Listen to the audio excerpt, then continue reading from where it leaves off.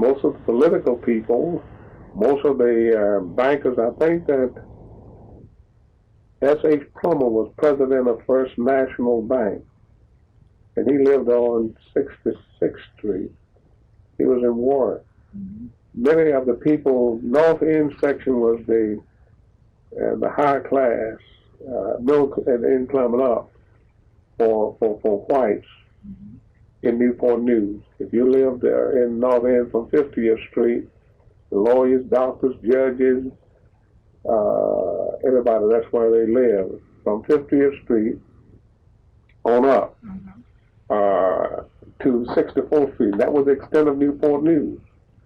So when people began to build homes in Warwick, sort of purchasing property, buying property in Warwick, you find that by them leaving downtown Newport News, people began to look at it in the sense that they're losing their voting power in Newport News. Mm-hmm.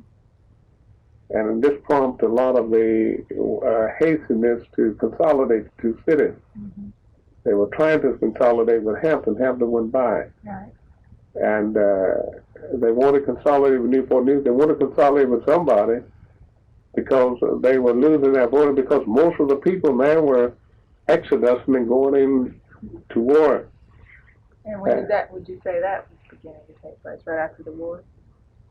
Yeah, well, it began to, I'd say, in the early 50s. Mm-hmm.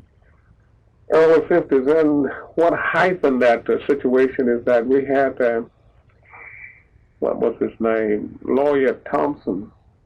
Hale Thompson. Hale Thompson, you got it. Hale Thompson ran for city council. And Hale only missed by 3 or 4 votes. Was there a ward system then? Or? No ward system at large. We had then, it was 50-48. And that was the percentage of population in Newport News. 50% white, 48% black. But the trend was that the white population was going to decrease and the black was going to increase. And that's one thing propelled them to annex and consolidate. Mm-hmm. Because a certain gentleman made a statement, that was an elected official made a statement that I'll never forget it, and it really pushed me more and more into politics. Who made the statement? This man comes down, I don't want to be quoted that on that. But the gentleman said that if we don't consolidate, Newport News would fall into the hands of people unfit to run a government. I'll never forget that statement.